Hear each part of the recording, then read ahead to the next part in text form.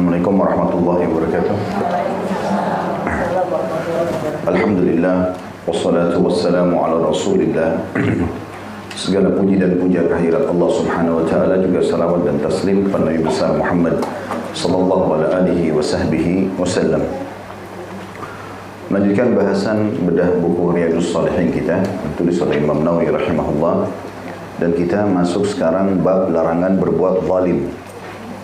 Setelah sebelumnya kita sudah membahas perintah menunaikan amanah, begitu ya? Iya. Bab ke-26 ini judulnya bab larangan berbuat zalim dan perintah mengembalikan apa saja yang diambil secara zalim. Dan zalim itu bisa terjadi dari dua sisi. Yang pertama, tidak memberikan hak orang lain, berarti kita zalim. Misalnya gaji pegawai, gaji pembantu, gaji supir, hak bagi hasil investor, ya, hak sewa. Itu semua sama dengan kita menzalimi orang lain. Atau kita mengambil yang kedua bukan hak kita.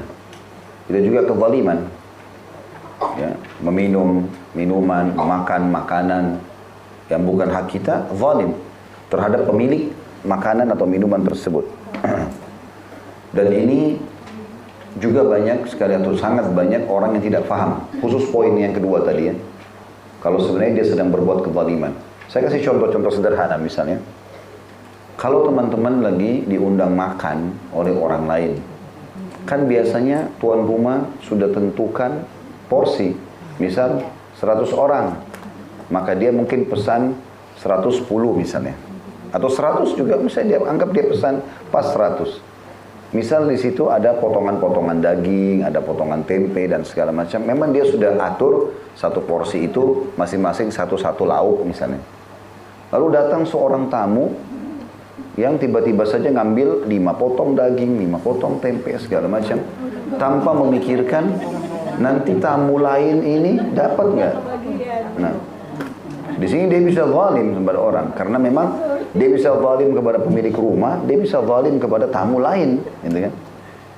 Ini contoh saja yang kadang-kadang orang tidak fikir kalau dia berbuat zalim. Kalau contoh-contoh yang lain mungkin langsung kita bisa pahami, gitu kan? Misalnya dia temukan sesuatu di pinggir langsung main ambil, dia zalim kepada pemiliknya. Tapi mungkin hal-hal sepele seperti ini kadang-kadang kita tidak tahu. Menggunakan sesuatu yang bukan punya kita itu zalim. Nggak boleh sembarangan pakai sendal, sembarangan pakai sepatu, ya, tidak boleh. Masuk dalam masalah kezaliman ini juga adalah kalau seseorang diamanahkan sesuatu lalu dia khianati amanah itu, kepercayaan, dia zalim. Seperti misalnya rental mobil, sewa rumah, ya. Rental mobil itu kita diamanahkan oleh pemilik mobil untuk dijaga. Makanya biasa kalau tempat-tempat rental yang profesional pasti dia akan tulis, dicek semua fisik mobilnya keliling, ini nggak ada apa-apa ya, gitu. Maka harus kembali seperti itu. Pada saat kita ngontrak, maka akan ditulis oleh pemilik rumah kontrakan seperti ini dan seperti itu, ya. Jadi semuanya jelas, kita pun harus kembalikan sama. Kapan kita merusak itu misalnya, kan mobil rental nggak apa-apa lah, mau ada lubang diterabas saja, ya, dirusak dan segala macam hal, maka ini zalim terhadap orang, gitu ya. Sebagian ulama mengatakan dosa zalim ini bisa masuk ke dalam hampir semua lini kehidupan, selama dia tidak memberikan hak orang lain atau dia mengambil yang bukan haknya. Imam Nawawi rahimahullah mengangkat dalil pertama, firman Allah Subhanahu wa taala dalam surah Al-Mu'min ayat 18. A'udzu billahi minasyaitonir rajim. Ma lidh-dhalimin min hamimin wala syafi'in yuta'. Artinya, orang-orang yang zalim tidak memiliki seorang pun teman setia maupun penolong yang diterima pertolongannya. Yang dimaksud dengan ayat ini ada putnot nomor 214 di situ, yakni teman dekat yang sangat menyayanginya. Kapan seseorang itu selalu berbuat zalim, maka secara otomatis orang tidak mau berteman sama dia. Secara dunia ya, selain memang dia juga di sisi Allah SWT dapat dosa. Ya, karena kezaliman dosa besar ini, ya, dosa besar. Maka tidak boleh sama sekali kita melakukan ini. Ada contoh-contoh kasus yang lain ya, seperti misalnya seorang hakim. Kata Nabi SAW, hakim itu ada 3. 1 di surga, 2 di neraka. Kalau yang di surga itu adalah seseorang hakim yang teliti, jeli, memecahkan sebuah kasus permasalahan, lalu kemudian dia memberikan hak orang yang benar dan menghukum orang yang zalim, ya. Maka ini hakim di surga. Sementara 2 hakim yang di neraka adalah seorang hakim yang mengetahui kebenaran, tapi dia memberikan kemenangan kepada orang yang salah. Itu sudah masyhur ya.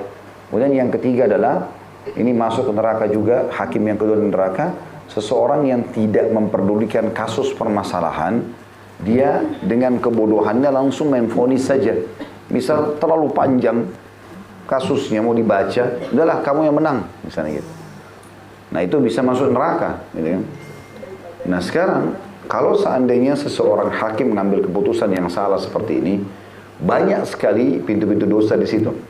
Pertama, dia zalim. Kenapa dia zalim? Karena dia tidak memberikan hak orang yang benar, gitu kan. Kemudian dia juga dari sisi yang lain mendukung orang yang menang ini, padahal dia salah, untuk memakan harta haram. Karena misalnya kalau si A sama si B lagi berseteru di pengadilan, kemudian hakim memenangkan si A, padahal si A ini salah. Selain dia mendapatkan si hakim dosa kezaliman karena dia menzalimi si B, juga dia mendukung si A untuk makan harta haram, kan gitu.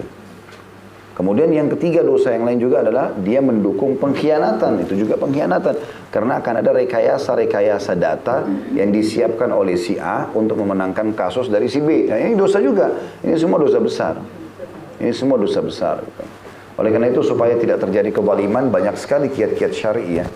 Di antaranya sabda Nabi SAW, berikanlah gaji para pegawai sebelum keringatnya kering. Maknanya kalau kita janji tanggal 30 akhir bulan ya tanggal 30, jangan lebih. Tanggal 1 ya tanggal 1. Kalau lebih berarti kitanya harus minta maaf sama dia. Atau kita hitung itu sebagai hitungan lembur tambahan gitu kan. Itu nggak boleh. Kita lalai masalah itu karena kita bisa zalim dengan mereka. Dan ini bahaya. Dituntut misalnya. Makanya Islam menutup pintu itu. Beri upah mereka sebelum keringatnya kering misalnya kan gitu. Jadi pembantu rumah tangga segala macam, dan juga termasuk di sini memberikan hak-hak mereka dari sisi istirahat misalnya ya. Jadi tidak boleh mentang-mentang ini pembantu rumah tangga, kan dia saya gaji jam 12 malam, jam 1 malam, jam 2 malam dibangunin, dipaksa, nggak bisa. Kecuali memang keredaan dirinya. Tidak boleh sama sekali kita paksakan. Karena Nabi SAW mengatakan, berilah ya, sesungguhnya para pelayan-pelayan kalian itu adalah orang-orang yang Allah tundukkan di tangan kalian untuk melayani kalian, maka berbuat baiklah pada mereka. Riwayat lain menjelaskan, berilah mereka makan apa yang kalian makan, pakaian yang kalian kenakan. Jadi kita malah disuruh hormati mereka-mereka itu. Seperti itulah. Jadi menilai tentang apa yang harus dinilai dari hak orang lain itu adalah menutup pintu-pintu kezaliman. Ya. Jadi ada orang kadang-kadang, coba hubungi si fulan, padahal dia sendiri nggak ngisiin voucher orang misalnya. Dia langsung saja meminta tolong sama stafnya, mana vouchernya mana? Masa harus pakai uang dia? Kan tidak boleh zalim, gitu kan? Contoh saja. Jadi ini harus hati-hati tentunya. Karena ada sebuah hadis yang sangat tegas yang membunyi 2 dosa yang pasti disegerakan siksanya di dunia sebelum akhirat. Durhaka sama orang tua dan kezaliman. Ini kapan terjadi? Bisa disegerakan siksaannya di dunia. Nah, harus hati-hati tentunya. Dalil yang kedua adalah surah Al-Hajj ayat 71 yang berbunyi, A'udzubillahi minasyaitonirrajim. Wa ma lidh-dhalimina min nasir. Dan orang-orang zalim tidak memiliki seorang penolong pun.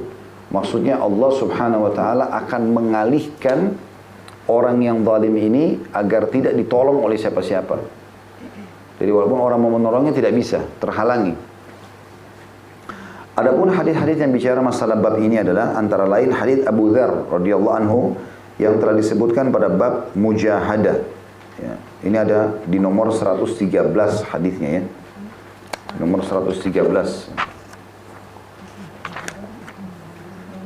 Kalau kita kembali ke hadis 113 itu ada di halaman 139. Hadis ke-17 atau hadis terakhir dalam bab mujahadah.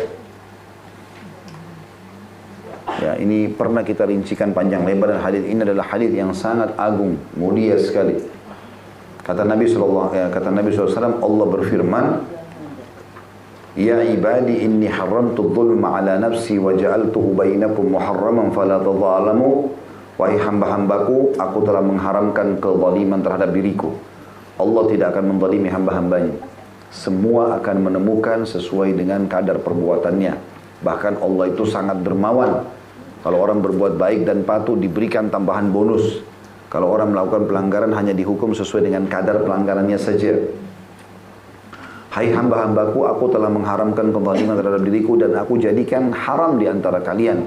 Maka jangan kalian saling menzalimi. Ini saksi bahasan kita ya. Hadisnya panjang ini. Saya tidak ulangi lagi karena kalau saya ulangi ini rinciannya panjang. Dan sudah pernah kita jelaskan di nomor 113 hadisnya di halaman 139. Bagi yang tertarik untuk mereview kembali hadis ini karena ini hadis mulia sekali. Membicarakan tentang kemahakuasaan Allah, Dia memberikan kita pakaian, Dia memberikan kita makan, memberikan kita minum, tinggal bagaimana kita bermanja dengan Allah. Maka ini bisa kembali ke YouTube, sudah ada insya Allah diupload oleh teman-teman, hadis tentang bab mujahadah nomor 113. Makanya di sini Imam Nawawi rahimahullah tidak mengulangi lagi hadis itu, karena hadisnya panjang, beliau hanya mengatakan kembali ke hadis itu. Dan kita sudah bacakan tadi saksi bahasan hadis yang panjang itu di potongan pertamanya. Bahwasanya Allah mengharamkan kezaliman terhadap dirinya, maka Dia pun menjadikan haram di antara hamba-hambanya. Kita masuk ke hadis pertama dalam bab kita ini adalah hadis nomor 208. Dari Jabir radhiyallahu anhu bahwa Rasulullah SAW bersabda, "Ittaqul zulma fa inna zulma zulumatun yaumal qiyamah, wattaqus syuhha fa inna syuhha ahlaka man kana qablakum." Hamalahum ala an safaku dima'ahum wastahallu maharimahum. Takutlah kepada kezaliman, karena kezaliman itu adalah kegelapan-kegelapan pada hari kiamat. Dan takutlah terhadap sikap kikir, karena kikir telah membinasakan orang-orang sebelum kalian. Sifat kikir telah menyebabkan mereka menumpahkan darah mereka dan menghalalkan apa-apa yang diharamkan kepada mereka. Hadis sahih diriwayatkan oleh Imam Muslim. Ada footnote di situ nomor 216 di bawah. Bunyinya adalah yakni umat-umat sebelum kalian. Maksudnya takutlah terhadap sikap kikir karena kikir telah membinasakan orang-orang sebelum kalian, maksudnya umat-umat sebelum kalian. Dan di situ juga ada keterangan di footnote nomor 217, sifat kikir telah menyebabkan mereka menumpahkan darah mereka. Maknanya adalah mereka saling membunuh, sedangkan menghalalkan yang haram artinya mereka menghalalkan wanita sehingga melakukan perzinahan dengan mereka. Dan menghalalkan apa-apa yang diharamkan kepada mereka, maksudnya menghalalkan perzinahan itu. Baik, kita masuk kepada rincian hadis seperti biasa. Pelajaran pertama diambil dari hadis ini adalah potongan sabda Nabi SAW, ittaqul zulma. Takutlah kepada kezaliman. Bisa bermakna juga ittaqu, artinya jauhilah. Ya, selamatkan diri kalian dari kezaliman. Dan ini saksi bahasan kita, bahwasanya Nabi SAW mengingatkan dengan sangat tegas agar umatnya jangan sempat ada yang berbuat kezaliman, atau jangan sampai ada yang berbuat kezaliman. Jadi ini potongan pertama, artinya haramnya kezaliman itu. Lalu masuk ke sebab kenapa Nabi SAW larang kita untuk berbuat zalim. Kata beliau, fa inna zulma zulumatun yaumal qiyamah. Karena kezaliman itu adalah kegelapan-kegelapan pada hari kiamat. Makna kegelapan-kegelapan adalah akan menjadi kesulitan-kesulitan, hambatan-hambatan. Artinya betul-betul nanti akan membuat orang itu jadi kalang kabut di akhirat, karena dengan kezaliman yang dia buat itu sudah cukup untuk menghabiskan pahala-pahala dia. Hati-hati teman-teman, mampir ke rumah orang, jaga, jangan buat kezaliman, mengotori tempat orang kah, merusak benda orang, itu semua masuk dalam masalah kezaliman, karena kita sedang melakukan kezaliman terhadap diri orang itu. Ya, hati-hati. Bahkan sampai nginap di hotel pun kita harus tahu mana yang halal buat kita, mana yang tidak. Nggak boleh pulang, bawa pulang handuknya orang. Lah iya. Yang boleh misalnya mungkin sabunnya, itu pun tanya, ini sabun bisa saya ambil nggak? Karena ada orang pulang dari hotel diangkat semua. Syukur-syukur kalau dia nggak cabut spraynya orang. Siapa tahu, ya. Ada orang mungkin begitu, gitu kan? Maka harus hati-hati. Kita harus tahu dan wajar kalau kita bertanya mana yang boleh buat saya, nggak apa-apa. Gitu kan? Sama di kantor, teman-teman tanya sama pemilik perusahaan, mana yang halal buat saya. Gitu kan? Yang tidak halal jangan sentuh, nggak boleh. Pulang ke rumah bawa gula dari kantor, bawa kopi, bawa macam-macam. Kenapa? Di kantor banyak. Iya, banyak buat orang semua, bukan untuk kamu saja, gitu kan. Tapi banyak orang begitu, subhanallah. Kantongin, satu saja itu sudah bahaya itu. Satu saset saja dibawa pulang. Tapi ternyata peraturan kantor harus diminum di kantor, nggak boleh. Zalim namanya. Itu masalah-masalah kecil, tapi realita di lapangannya ada. Makanya pernah ada satu orang, sahabat Nabi namanya Kirkira. Kirkira ini kayak budak, tapi dia kerjanya, dia membantu Nabi SAW. Selain ngangkat pelana ke kuda Nabi kalau mau berperang gitu ya. Dia ikut ke Khaybar. Khaybar ini lokasi yang pernah dikuasai oleh orang Yahudi dan direbut oleh kaum muslimin di zaman Nabi SAW. Maka pada saat dia lagi turunkan pelana kudanya Nabi, tiba-tiba ada anak panah nyasar dari musuh, kena dia, mati. Semua sahabat mengatakan, berita gembira dia, mati syahid. Karena mereka keluar dari Madinah mau mati gitu kan. Tapi orang ini tiba-tiba dapat anak panah nyasar kena dia. Berarti masuk surga. Diampuni semua dosanya kalau mati syahid. Kata Nabi SAW, tidak. Dia masuk neraka. Karena di kantongnya ada sapu tangan yang dia ambil dari harta rampasan perang sebelum dibagi. Jadi kan kalau pasukan kita Islam masuk ke satu wilayah menang nih. Kita kalah pasukan musuh. Nah semua yang di pasukan musuh itu jadi harta rampasan perang, namanya ghanimah. Tapi nggak boleh kita ambil sebelum dikumpul ke panglima perang, dikeluarkan dulu 1/5-nya untuk Allah dan Rasulnya, dikasih kepada anak yatim segala macam, itu urusan. 4/5-nya dibagi kepada mujahidin. Nah kalau dibagi jadi halal buat kita. Tapi kalau diambil, misal tiba-tiba pasukan masuk ke satu lokasi, di sana ada handphone misalnya, ada apa, main diambil aja sama dia. Itu sudah cukup namanya pengkhianatan. Dia menzalimi teman-temannya mujahidin yang lain. Paham nggak? Jadi sampai membuat jatah orang lain tidak sampai kepada dia atau berkurang, kezaliman. Hati-hati ya. Makanya teman-teman harus seorang muslim itu clear semua. Jelas mana hak dia, mana tidak. Partner bisnis jelas. Tulis akad-akad butirnya. Mana punya saya, mana punya kamu, jelas. Kita ambil punya kita saja. Nggak ada sama sekali untuk ya ambil haknya orang lain. Dan semua ini ditarik dalam semua lini kehidupan. Ya. Jadi harus hati-hati ya.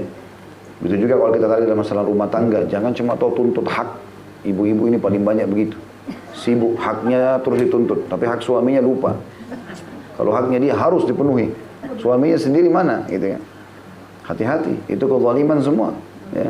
Dan kata Nabi SAW, awal yang akan dihisab dari seorang wanita pada hari kiamat adalah sholatnya dan urusan sama suaminya. Nggak boleh ada kezaliman. Itu juga dengan suami, nggak boleh berbuat zalim dengan istrinya. Yang merupakan hak istri dia kasih, gitu kan? Dia kasih. Jadi makanya kita gunakan kesantunan, ya, kesopanan, gitu kan? Ibu-ibu walaupun diwajibkan oleh Allah SWT suaminya memberikan nafkah, tapi minta nafkahnya orang baik-baik. Ingat ya, tanggal 1 besok. Seperti ngancam. Padahal minta keringatnya orang ini gimana? Harusnya baik, santun-santun gitu kan. Telat sedikit, telat nih, dikemanain duitnya. Ya. Loh, mungkin dia pakai kebutuhan dia. Haknya dia, keringatnya dia gimana? Gitu kan. Dan banyak hal contoh-contoh berhubungan dengan masalah yang termasuk masalah anak-anak, haknya mereka. Tidak boleh terdolimi, haknya tetangga. Banyak sekali ini kalau kita tarik kepada lini kehidupan kita. Intinya teman-teman, jangan pernah mengambil kecuali yang hak kita saja. Ya. Kemudian selanjutnya, potongan kedua dari hadis pelajarannya adalah wattaqu syuhha. Dan jauhilah syuh. Syuh itu ya dalam bahasa Arab artinya pelit, kikir, bakhil. Ya. Ini penyakit jiwa. Saya tidak tahu, paling benci dengan sifat ini, subhanallah. Kalau ada orang perhitungan dan bakhil pada tempatnya, pada dirinya sendiri, pada orang lain, ini na'udzubillah. Makanya pernah ada sahabat Nabi, dua orang datang menghadap kepada Nabi SAW. Lalu Nabi tanya, siapa pemimpin suku kalian sekarang? Mereka sebut, si fulan.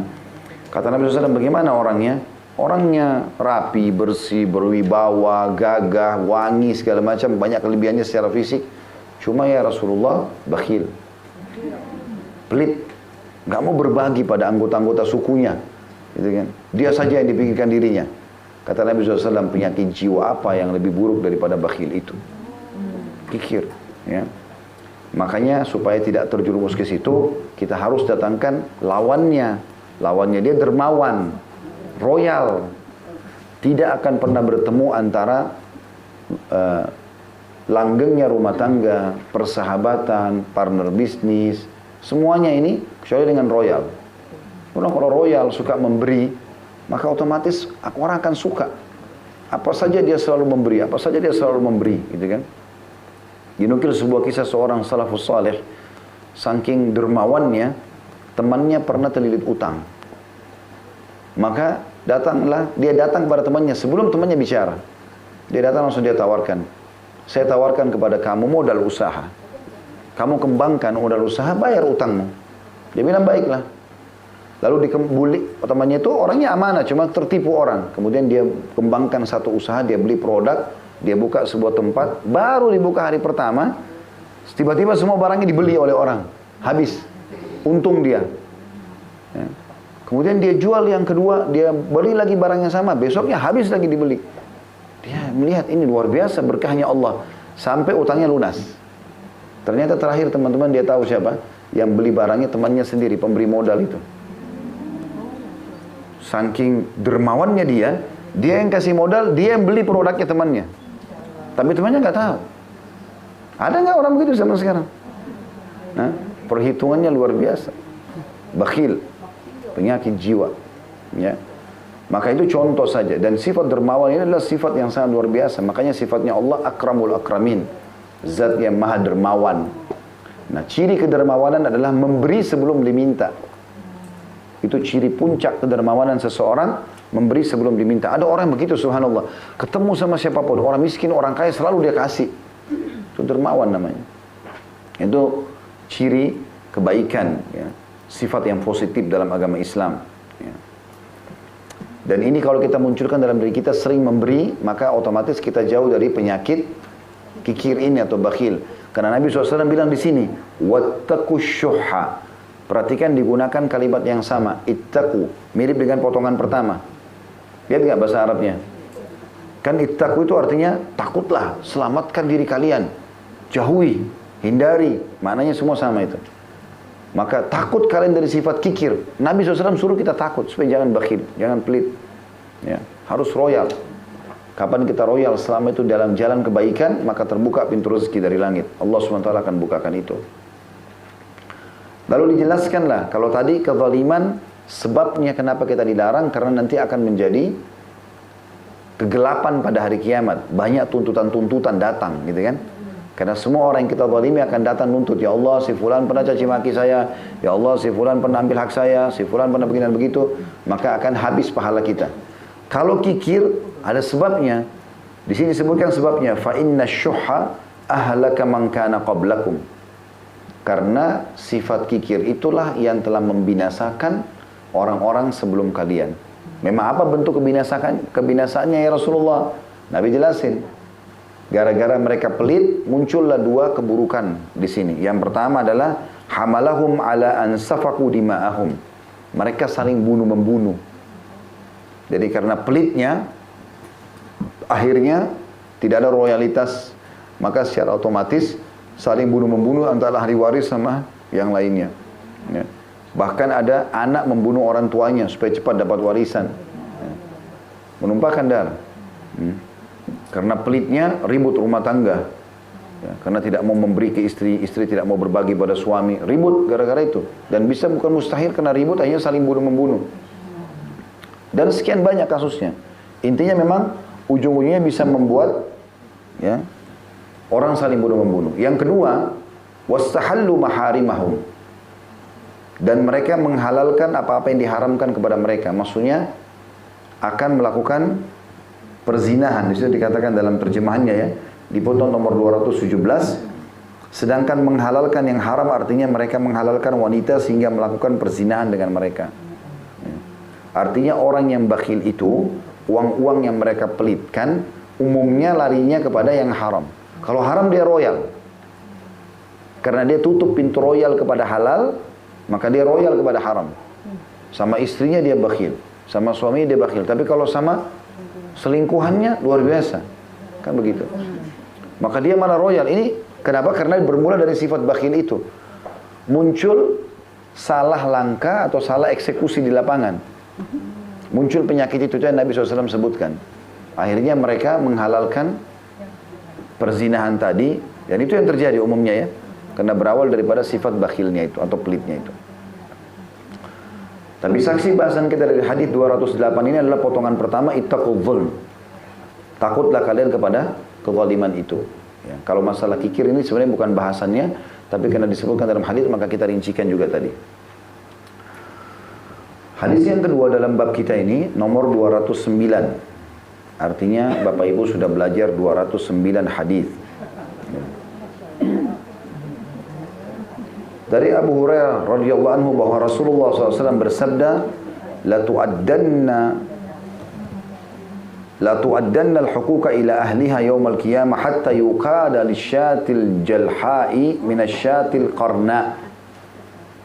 Demi Allah, Nabi SAW mulai sabdanya dengan sumpah. Hak-hak akan ditunaikan kepada para pemiliknya pada hari kiamat. Ada footnote nomor 218 di situ. La tu'addanna dengan tak bertitik dua atas di dhamma, hamzanya di fathah, dan dal bertasydid di fathah, yakni demi Allah. Allah akan menunaikan hak-hak. Kemudian disebutkan di situ jalha, ada potongan setelahnya ya, yang kata Nabi SAW, hingga kambing yang tidak bertanduk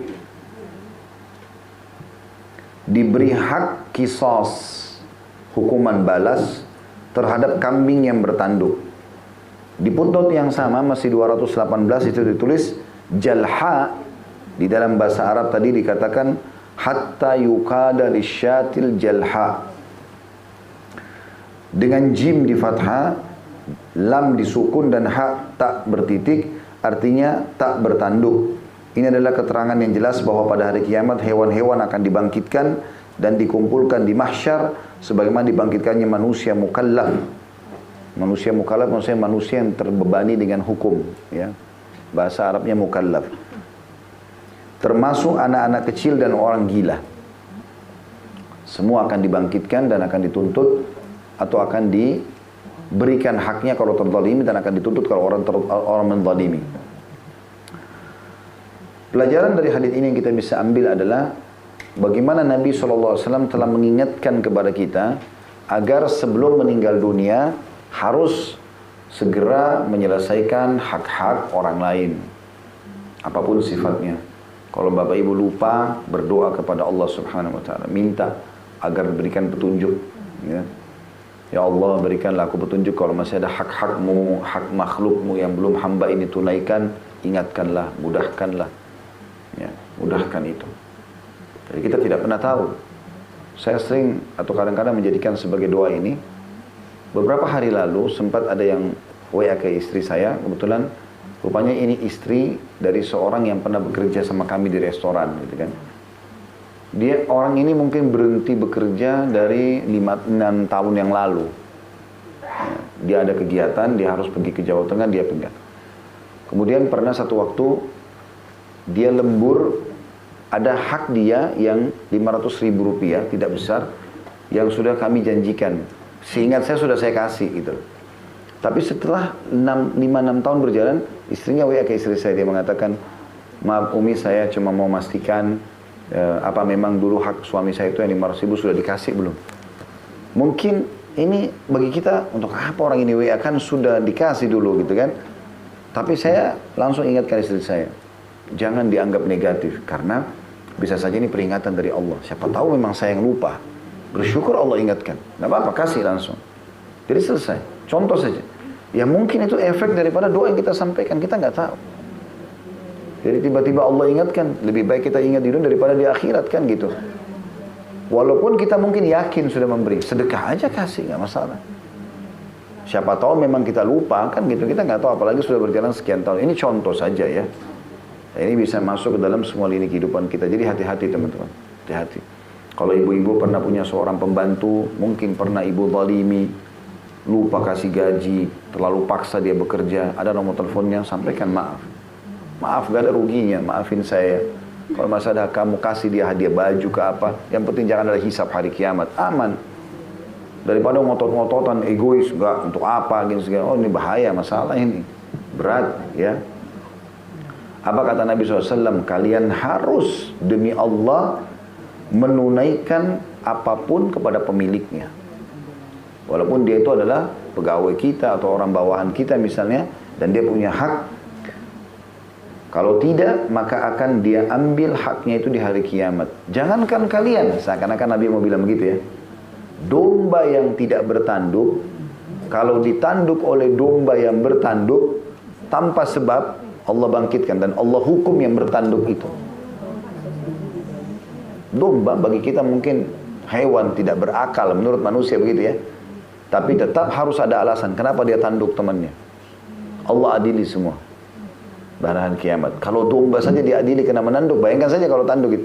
Mungkin dia iseng, dia lagi berebut makan sama temannya lalu dia seruduk temannya. Sudah cukup itu akan dihisap hari kiamat. Hah? Makanya tadi saya kasih contoh, ambil makanannya orang itu sama.